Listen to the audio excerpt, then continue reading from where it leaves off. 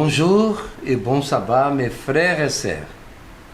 Quelle joie de nous rencontrer. Nous continuons dans la même situation de prier chez nous à la maison, n'est-ce pas vrai? Et aujourd'hui encore, j'espère que ce sabbat soit merveilleux pour chacun de vous, à la maison, pour votre famille. Je vous en prie d'incliner la tête pour la prière. Seigneur notre Dieu, merci pour ce sabbat béni. Nous voulons te demander, Seigneur, que pendant ce sabbat, vous puissiez verser sur nous tous une bénédiction spéciale. Aujourd'hui, Seigneur, c'est le 4e sabbat que nous sommes éloignés de l'Église à cause de ce problème mondial. Nous continuons à prier afin que tu puisses intervenir. Mais en attendant une solution, nous sommes ensemble, même éloignés, nous sommes ensemble pour écouter ta parole. Bénis ton message, bénis ta parole. Nous te prions au nom de Jésus. Amen. Voici mes frères et sœurs, j'espère que vous avez passé une très bonne semaine. Et aujourd'hui, nous sommes ensemble encore. Aujourd'hui, je voudrais méditer un peu concernant la situation que se trouve le monde. Je ne parle pas seulement de Côte d'Ivoire. Je parle du monde entier. Est-ce que Dieu nous a oubliés? Nous prions, et je ne suis pas au courant aujourd'hui combien de personnes sont touchées déjà ici à Abidjan, Côte d'Ivoire, pour le coronavirus. Mais ça, c'est une préoccupation quand même, n'est-ce pas? Beaucoup de gens restent encore à la maison. Dans le monde entier, on entend des gens qui souffrent, qui sont dans une situation critique à l'hôpital, des gens qui meurent. Est-ce que Dieu nous a oubliés? Je voudrais considérer avec vous un moment que le prophète Élie a traversé dans son moment de prophète, dans son ministère.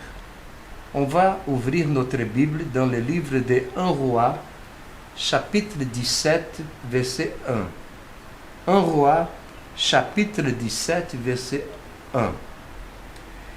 Élie, le Tisbite, l'un des habitants de Galade, dit à Akab: L'Éternel est vivant, le Dieu d'Israël, dont je suis le serviteur. Il n'y aura ces années-ci ni rosée, ni pluie, sinon à ma parole. Quand je commence à regarder, à réfléchir dans ces moments du prophète Élie, je vois que Dieu l'appelait pour aller directement parler à Akab, un roi méchant, et son épouse, semblait couple méchant. Et Élie disait à Akab: il n'y aura pas ni rosée ni pluie. La première chose que je voudrais étudier avec vous ce matin, quand Dieu nous appelle pour faire une chose, même pour affronter n'importe qui, quel est notre comportement? Maintenant, nous sommes gardés, protégés à la maison.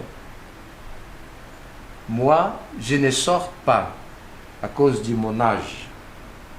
Mais cette semaine, j'étais en train de réfléchir. Et si Da Silva est appelé pour prêcher n'importe pas où, même pour un groupe de gens, quelle serait la réponse de Da Silva. Vous avez compris? Devant l'ennemi et en faisant des menaces, Élie a affronté le roi Akab. Mais un nouveau chapitre de la vie d'Élie est arrivé dans le chapitre encore 17, du verset 2 au verset 7. Et la parole de l'Éternel fut adressée à Élie en ces mots.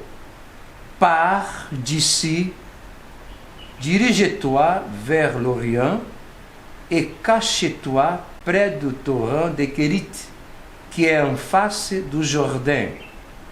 Tu boiras de l'eau du torrent, et j'ai ordonné aux corbeaux de te nourrir là. Il partit, et il fit selon la parole de l'Éternel. Et il alla s'établir près du torrent de Kérit, qui est en face du Jourdain. Les corbeaux lui apportaient du pain et de la viande le matin, et du pain et de la viande le soir, et il buvait de l'eau du torrent. Mais au bout d'un certain temps, le torrent fut à sec, car il n'était point tombé de pluie dans le pays. Mes frères et sœurs, regardez bien. Dieu a demandé à Élie d'aller parler quelque chose de dur au roi Akab. Après, dit Élie, tu vas sortir, tu vas aller à tel lieu, et là-bas, tu vas manger, tu vas boire, parce que je vais te nourrir et je vais te donner à boire. C'est bien. Aujourd'hui, nous sommes des chrétiens. Dieu nous appelle pour devenir ses enfants.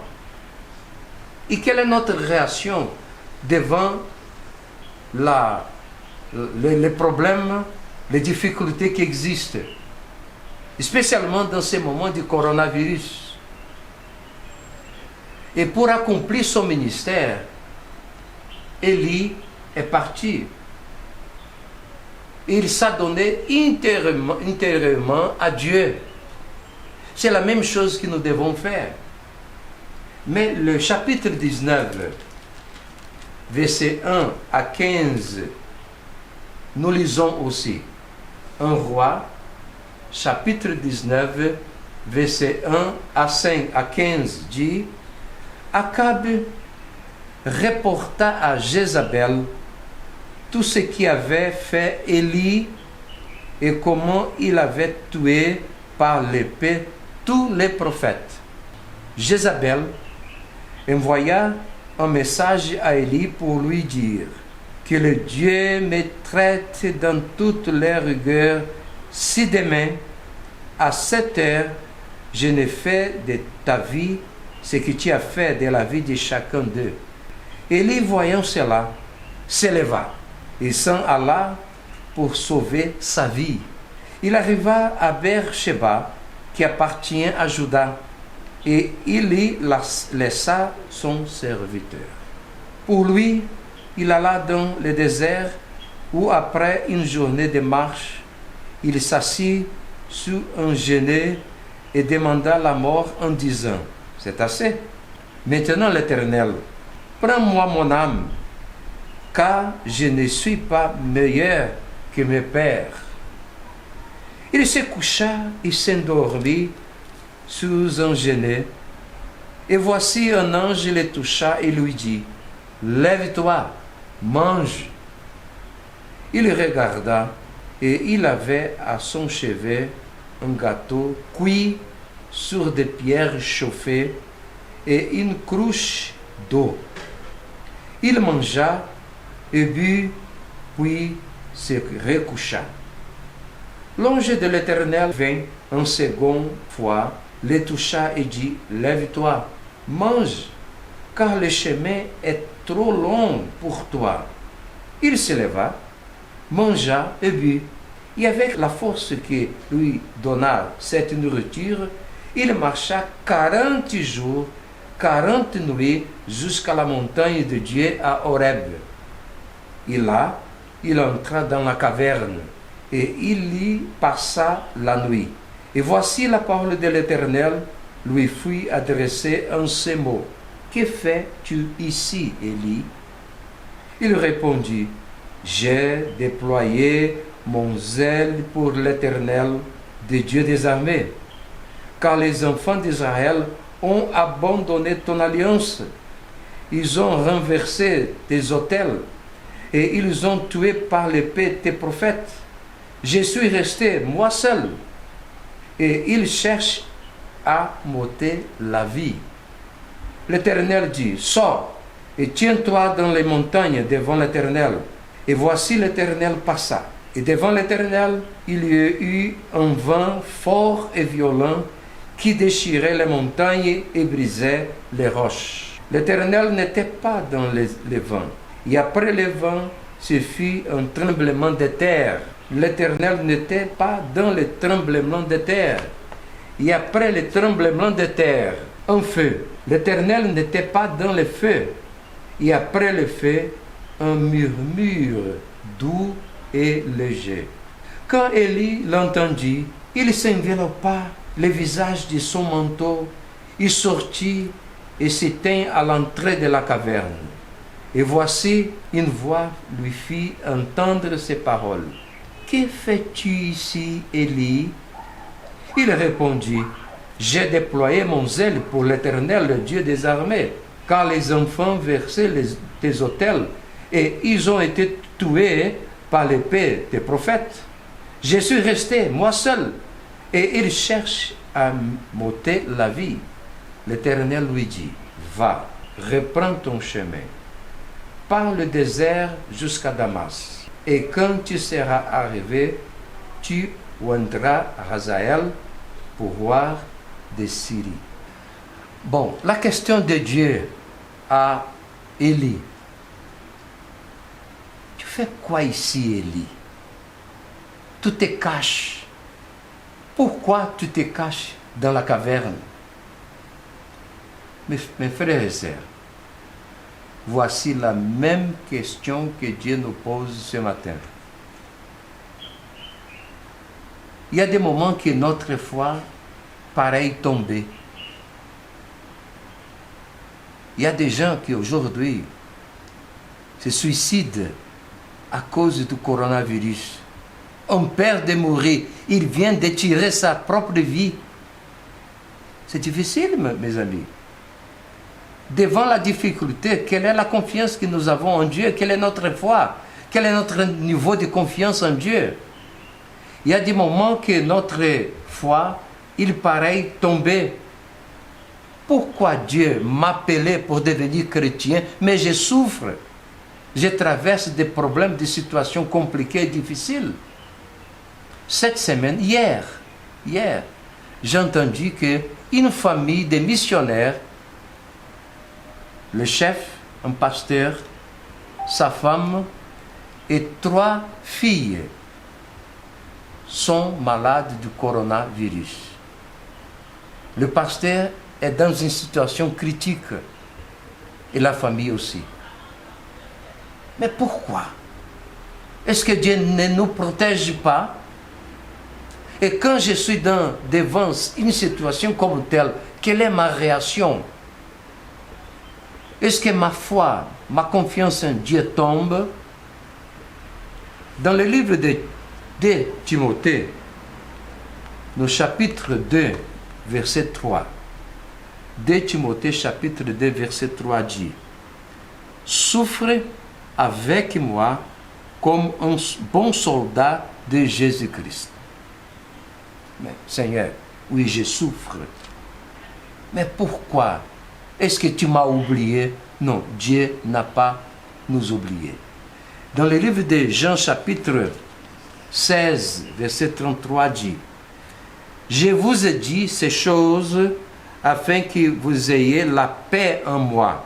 Vous aurez des tribulations dans le monde, mais prenez courage, j'ai vaincu le monde.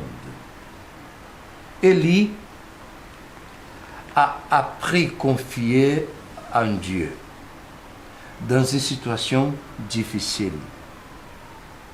Élie a appris à dépendre de Dieu. Et voici le ton haut de mon message ce matin. Apprendre à dépendre de Dieu. Élie a appris à avoir l'intimité avec Dieu.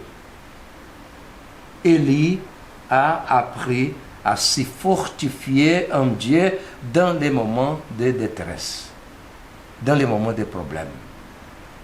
Que notre bateau, il semble qu'il va écouler.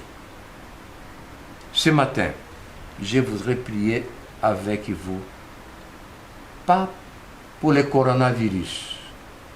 Je vais prier pour votre foi, votre confiance en Dieu. Et que Dieu vous donne cette confiance. Même si nous traversons des moments compliqués et difficiles, il est avec nous. Inclinons la tête pour la prière. Seigneur notre Dieu, ton fils Élie nous enseigne beaucoup de choses ce matin. Nous te prions, notre Dieu, que l'histoire d'Élie puisse être la nôtre dans son moment final. Qu'il a appris à dépendre de Dieu. Qu'il a appris, Seigneur, à avoir confiance en Dieu. C'est ça que nous te demandons ce matin. Peut-être il y a des membres, il y a des chrétiens qui regardent, qui écoutent, qui entendent ces messages, qui traversent un moment compliqué, pas seulement à cause du coronavirus, mais à cause de notre problème, une maladie. Il manque l'argent, la vie familiale, ça ne marche pas. Et tout semble que le bateau va écouler. Seigneur, mais nous savons que tu n'as pas nous abandonné. Tu es à notre côté. Tu nous écoutes. Tu marches avec nous. Et je te demande, Seigneur, de renouveler notre foi, notre confiance en toi. Et que ce sabbat, nous puissions méditer dans toutes choses que le Seigneur puisse donner pour nous.